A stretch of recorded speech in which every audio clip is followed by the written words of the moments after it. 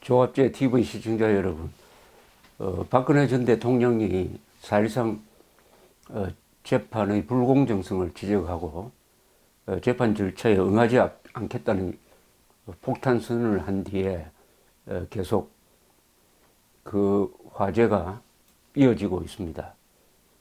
이 탄핵 사태 때 화제를 모은 인물이 한 분 있습니다. 김평우 변호사입니다. 이분은 대한변협 회장을 지내시고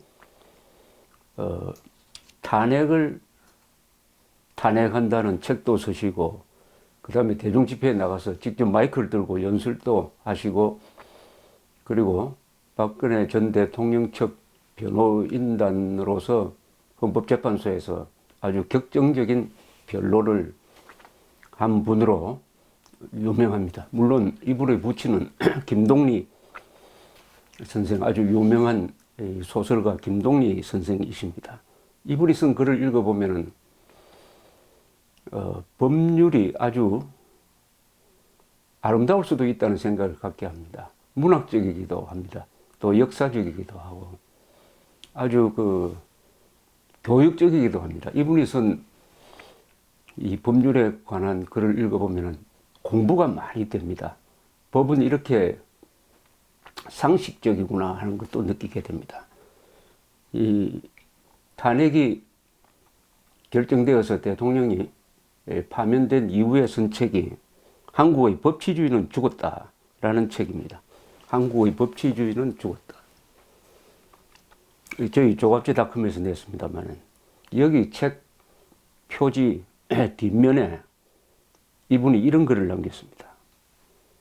이번 박근혜 대통령 탄핵은 대통령 개인에 대한 탄핵이 아니라 이 나라 법치주의에 대한 도전이고, 더 나아가 자유, 민주, 법치의 대한민국 국시를 민족, 민중, 인민민주주의 주체사상으로 바꾸려는 대한민국 국시에 대한 도전이다. 또한 인간의 모체, 어머니 모자입니다. 모체인 여성의 인격과 프라이버시를 짓밟는 인간성에 대한 도전이며, 끝으로 고의 없이 저질러진 인간의 개인적 허물과 실수를 범죄로 몰아 집단으로 돌을 던지는 야만적인 만행이다.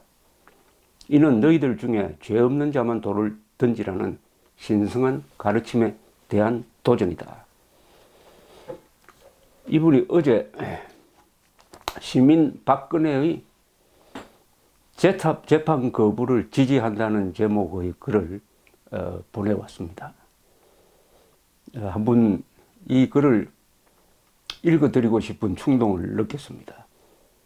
글이 흥미롭고 이 사건을 이해하는데 상당히 지침이 되고 어떤 문제의 본질을 드러낸 글은 읽으면 혼자 알고 있기가 아깝습니다. 그래서 김평우 변호사의 시민 박근혜의 재판 거부를 지지한다는 글을 한번 소개를 해드리겠습니다. 우선 읽어드리겠습니다. 우리나라 1987년 헌법은 국가의 제1차적인 존재 이유를 국민의 기본권 보장에다 두는 소위 근대 법치국가의 헌법이다.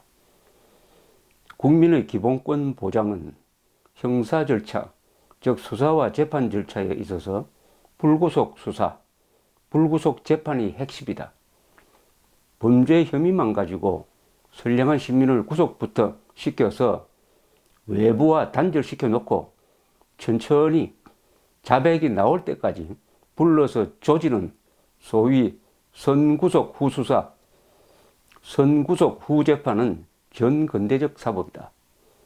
근대 민주법치국가나 국가이냐 아니냐를 판가름하는 기준이 바로 수사와 재판을 구속 상태에서 하느냐 아니면 불구속 상태에서 하느냐에 달려 있다고 해도 과언이 아니다. 물론 아주 위험한 강력 범죄라든가 상습적인 폭력범이라든가 주거가 없는 사람이라든가 전에 증거인멸을 시도한 정과나 전력이 있다든가 도주를 시도한 증거가 있다거나 하는 특별한 사정이 있는 경우에는 예외적으로 구속을 하고 수사 재판을 할 수밖에 없다. 그래서 우리나라 형사소송법은 외국의 입법 사례를 따라서 주거 부정, 증거 인멸, 도주 우려 이 세 가지를 예외 사유로 규정한 것이다. 이런 예외적 사유가 없는데도 구속 상태에서 수사 재판하는 것은 헌법이 보장한 국민의 인권을 검찰관, 법관이 직권을 남용하여 침해하는 것이다. 예외적 사유가 있느냐 여부는 검사나 법관이 자유심정으로 결정하는 것이 아니다. 엄격한 증거는 아니라도 일반 시민이면 누구나 객관적으로 확인할 수 있는 합법적 소명 자료가 있어야 한다. 이 대목이 아주 중요하다고 생각합니다.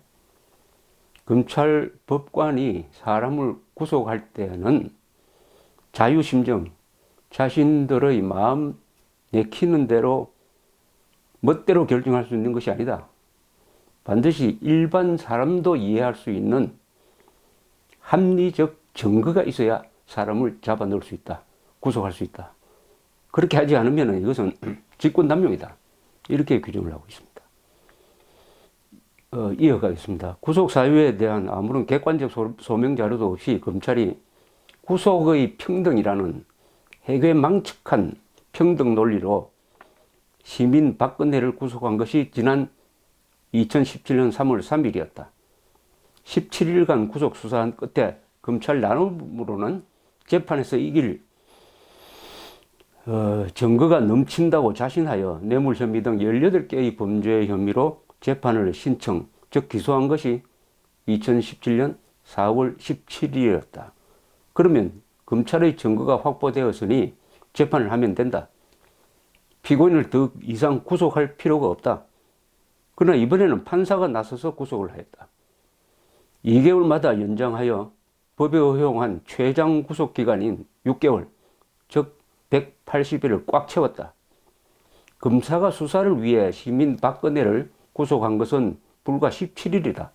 그런데 재판의 편의를 위해서 구속한 것은 장장 180일로 검사보다 10배나 더 길다.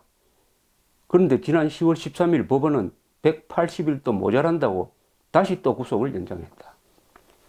이 김평호 변호사가 지적하고 있는 것은 수사를 하기 위해서 구속한 것이 면은 수사가 끝나서 증거가 이제 차고 넘치니까 재판은 불구속으로 해야 된다. 근데 판사가 재판까지 구속 재판으로 이어갔다. 그것도 180일을 꽉 채웠다. 이것은 인권을 보장한 헌법 정신에 맞지 않는 것이다. 이런 이야기입니다. 이어가겠습니다. 그런데 이번 구속 연장은 법률에 아무런 근거가 없다.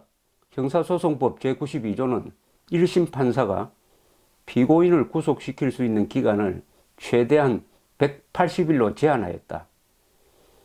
180일 내에 재판을 끝내든가 아니면 불구속 상태에서 재판하라는 취지이다. 180일 제한은 주의를 하라는 규정이나 훈시 규정이 아니다. 이는 예외가 없는 강행 규정이다. 헌법이 규정하고 있는 공정한 재판, 신속한 재판을 실현하기 위한 인권 보장 조항이다. 이 명백한 인권 보장 규정의 제한을 피하려고 남한의 법관들이 쓴 꼼수가 바로 새로운 구속영장 발부이다. 종전의 구속영장이 아니라 새로운 구속영장이니까 이 새로운 구속영장에 의하여 180일을 또 구속할 수 있다는 주장이다.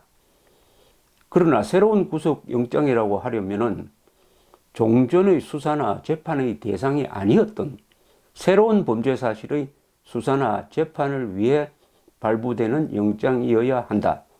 그런데 이번에 법관이 발부한 영장의 혐의건은 검찰이 구속하여 수사하고 기소하고 또 법관이 지난 6개월간 심리 재판한 바로 롯데 SK의 뇌물 혐의 사건이다. 검찰이 이미 구속하여 기소하고 법관이 재판하여 심리까지 다 끝낸 롯데 SK 뇌물 사건을 다시 수사하거나 기소 재판하기 위해 구속한다는 것은 명백한 이중처벌로서 헌법이 금지하는 이중 위험 금지의 원칙에 정면으로 위반된다.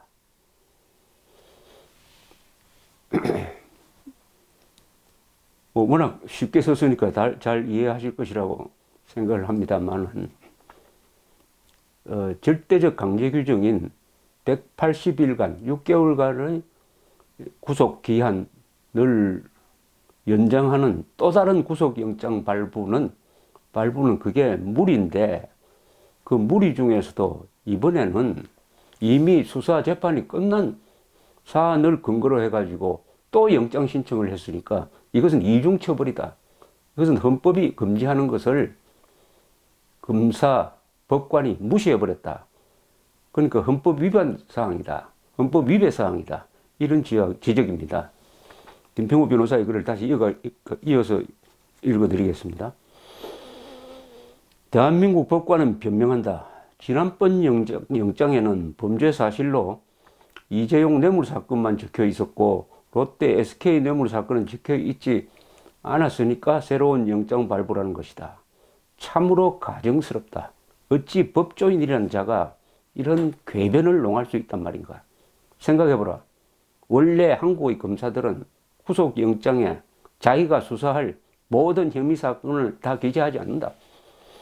가장 대표적이고 큰 혐의만 적어 영장을 발부받은 후 영장에 기재하지 않은 다른 혐의도 마음대로 수사하고 기소하고 재판하여 왔다. 이것이 바로 한국식의 포괄하여 수사하고 포괄하여 기소하고 포괄하여 재판하는 소위 포괄 영장 관행이다. 즉 미국처럼 범죄 혐의별로 영장을 발부하고 수사하고 재판하는 개별 영장제가 아니라 한 개의 영장으로 여러 개의 범죄를 수사하고 기소하고 재판하는 두리뭉실한 영장제이다. 시민 박근혜의 수사 재판이 바로 그러하다. 구속영장에는 삼성의 뇌물 케이스만 적어서 영장을 발부받고서는 롯데, SK 뇌물 혐의뿐 아니라 다른 범죄 사실까지 수사하고 기소하고 재판하여 온 것이다. 따라서 시민 박근혜의 경우 삼성의 뇌물죄 영장에 적용된 180일 구속기간 제한의 인권보장 규정은 형식적으로 영장 범죄 사실로 적힌 삼성의 뇌물죄 수사, 기소, 재판에만 적용되는 것이 아니라 영장에 특정되지는 않았지만은 사실상 그 영장에 의하여 수사하고 기소하고 재판한 롯데 SK 뇌물죄 혐의에 대하여도 포괄적으로 적용되는 것이다. 형사법의 실질주의 원칙상 너무나 당연한 해석이다. 그런데 대한민국 법관의 해석은 반대다. 아무리 실질상 같은 영장에 의해 구속되어 수사, 기소, 재판했더라도 영장 기재 범죄 사실에 기재되지 않았으니까 실질과 관계없이 영장 기재 사실만 바꾸면은 새 영장으로 보아 피고인을 180일간 더 구속시킬 수 있다는 것이다. 쉽게 말해 말장난을 치는 것이다. 자기들 편리대로 어떤 때는 포괄하여 한 영장이고 어떤 때는 분리하여 다른 영장이다. 자기들 편리대로 어떤 때는 포괄하여서 한 영장으로 만들고 어떤 때는 그것을 건별로 분리해서 다른 영장이라고 주장을 한다. 이런 뜻입니다. 그야말로 자기들 편리한 대로 엿장수마합니다.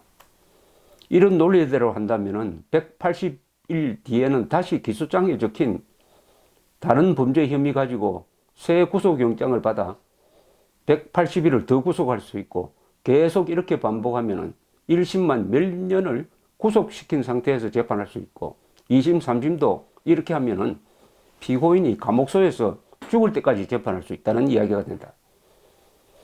그러면 180일 구속기간 제한은 무슨 의미가 있는가? 피고인의 인권은 전혀 안중에 없다. 검찰, 법관, 자기들 편의만 생각한다. 명색이 인권보호를 최고의 사명으로 한다는 대한민국의 사법관이라는 사람들이 어떻게 이렇게 피고인의 인권에 무심할 수 있단 말인가?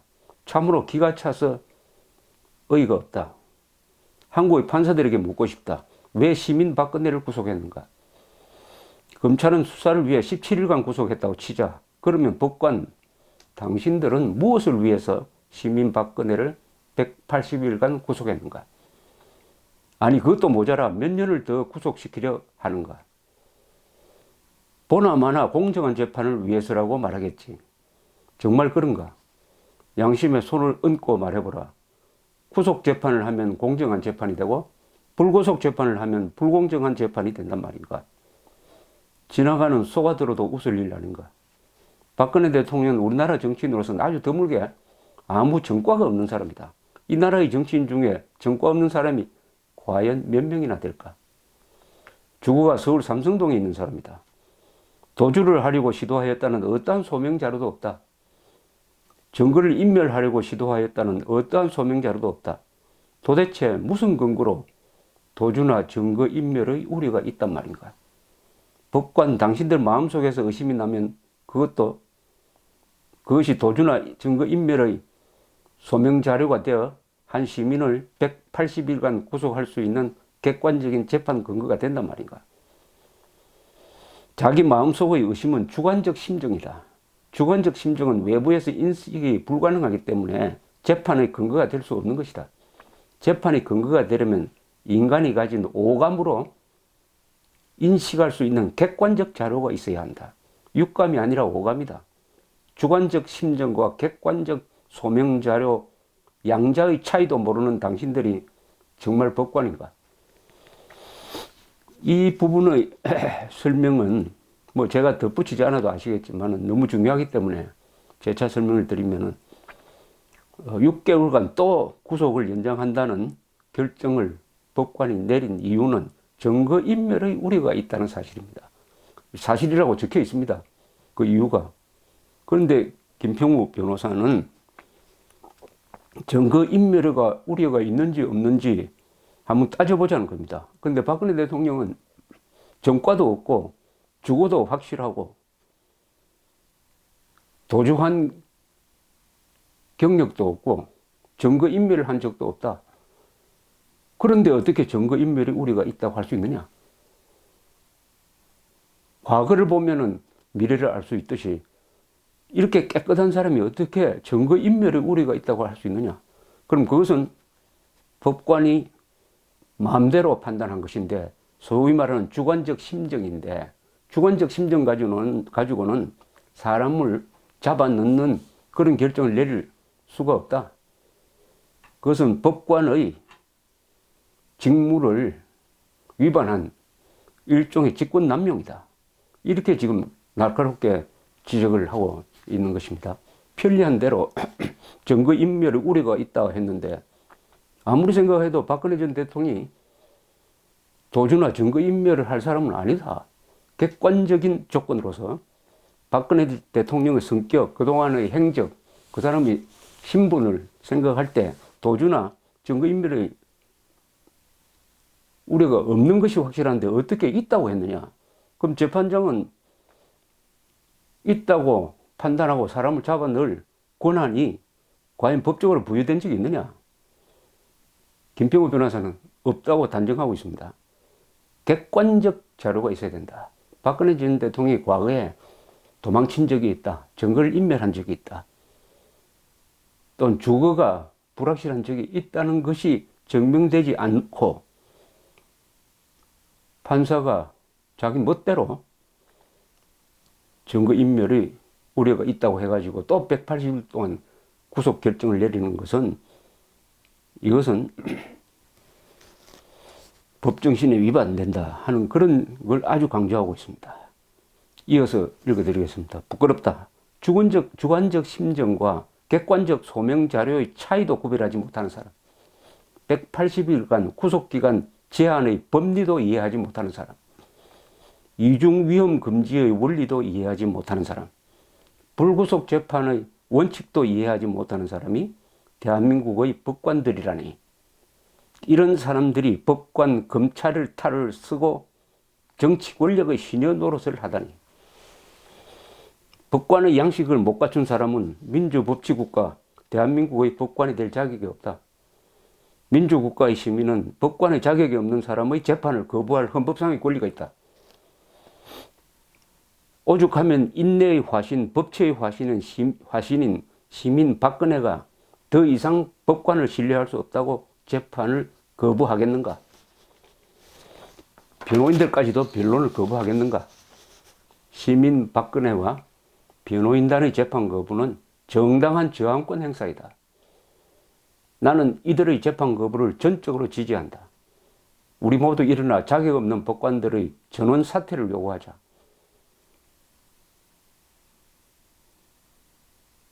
시민 박근혜 만세, 법치 대한민국 만세. 2017년 10월 16일 김평우 변호사. 이렇게 되어 있습니다. 뭐 더 덧붙일 말이 없습니다. 김평우 변호사는 재판 결과에는 무조건 승복해야 된다 하는 이야기에 승복하지 않는 사람입니다. 이분은 재판이 잘못되었으면 설사 대법원이 재판을 하였던 헌법재판소가 결정하였던 그것을 비판할 권리가 있다. 그것을 비판하는 권리를 제한하는 것은 그것은 말도 안 된다. 승복은 당사자가 하는 것이고 비판은 제3자가 얼마든지 할 수 있다. 부당한 재판에 대해서 그것을 승복하라. 부당한 재판에까지 헌법과 법정신을 무시한 부당한 재판까지 승복하라고 요구하는 것은 국민들을 백성이나 노예로 보는 과거 왕조시대 때의 생각이다. 이런 생각을 가지고 있는 분의 글. 나는 박근혜 시민 박근혜의 재판 거부를 지지한다를 읽어드렸습니다. 감사합니다.